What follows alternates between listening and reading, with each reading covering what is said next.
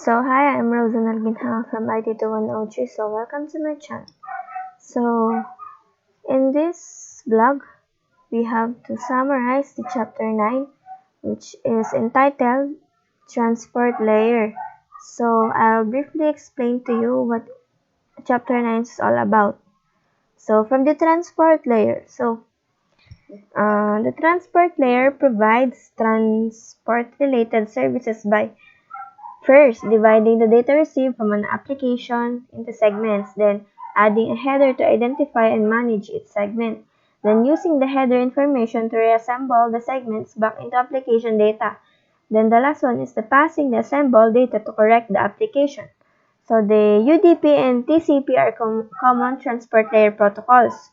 So the UDP datagram and TCP segments have headers added in front of the data that include a source port number and destination port number. So these port numbers enable data to be directed to the correct application running on the destination.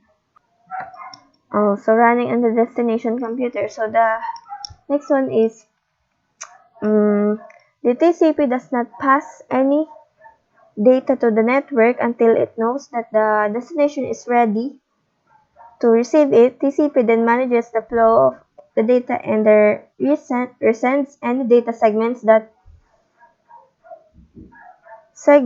that are not acknowledged as being received at the destination. So the TCP uses mechanism of handshaking, timers, acknowledgement, measures, and dynamic windowing to achieve reliability. So the reliability process, however, imposes overhead on the network in terms of much larger segment header and more network traffic between the source and the destination. So if the application data needs to be delivered across the network quickly or its network bandwidth cannot support the overhead of control messages being exchanged between the source and the destination system, UDP would be the developer's preferred transport layer protocol. Then the UDP provides none of the TCP reliability features. However, this does not necessarily mean that the communication itself is unreliable. So there may be mechanism in the application layer protocols and services that process loss delay datagrams if the application has these requirements. So the application developer decides the transport layer protocol that the best meets the requirements for the application. It is important to remember that the other layers are all play a part in data network communication and influences its performances. So the second one. So also from this chapter, we are able to do the packet tracer activities, which is the one that we answer from that is the TCP and the UDP communication. So from this activity, the simulation activity is intended to provide a foundation for understanding the TCP and the UDP in the detail. So simulation mode provides the ability to view the functionality of the different protocols. So as the data moves through the network, it is broken down into smaller pieces and identified in some fashion so that the pieces can put back together. So each of these pieces is assigned a specific name, which is the PDU, and associated with a specific layer. So the packet tracer simulation mode enables the user to view each of the protocols and the associated PDU. So this activity provides also an opportunity to explore the functionality of the TCP and the UDP protocols multiplexing and the function of the port numbers in determining which local application requested the data or is sending the data. So after explaining to you, I have here a few questions, which is, the first one is, give at least two characteristics of associated characteristics that are associated with the UDP session. So the first one that we can apply to the question is the destination device received traffic with minimal delay. And the second one is received data is unacknowledged. Then Why? So, the TCP provides tracking transmitted data segments. So, and the destination devices acknowledge received data source. So, the source device will retransmit acknowledged data to UDP. To UDP, so the destination device will not acknowledge received data. To headers use very little overhead and cause minimal delay.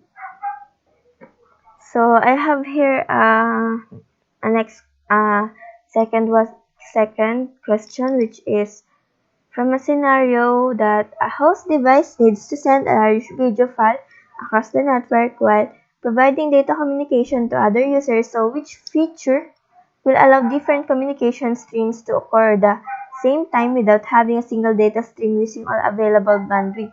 So the answer for that is the multiplexing, which is multiplexing is useful for interleaving multiple communication streams. So let's proceed to the next question, which is what kind of part must be requested from IANA in order to be used with a specific application? So the answer for that question is registered port. So why registered port? Because registered ports is a number that have a 1024 to 49,151. So are assigned by the IANA to requesting entity to use with specific processes or application. So these processes are primarily individual applications that a user has chosen to install rather than common applications that would receive a well-known port number. So for example, Cisco has registered port of 1985 for its Hot Standby Routing Protocol or HSRP process. So my next answer is give at least one type of information that there in a transport header. So from the transport header, we have their destination and source port number. So why? In a segment that the transport layer header will include the source and the destination process or port numbers, destination and source physical addresses included in the frame header. So the destination and source logical addressing is included in the network header, so the application data is encoded in the upper layers of the protocol stack. So my next question is, what is socket? So a socket is the combination of source IP address and port number or destination IP address and port number. So I'll explain. A socket is a combination source IP address and the source port or the destination IP address and the destination port number. So my last question is this. So which flag in the TCP header is used in response to a receive FIN in order to terminate connectivity between two network devices? So the answer for that is the ACK or the ACK. So why is that the answer? So I'll explain to you. So in a TCP session, when a device has no more data to send, it will send a segment with the FIN flag set. So the connected device that receives the segment will respond with an ACK to acknowledge that segment. The device that sent the ACK will then send a FIN message to close the connection it has with the other device. So the sending of the FIN should be followed with the receipt of an ACK from the other device. So I have here the last question, which is this.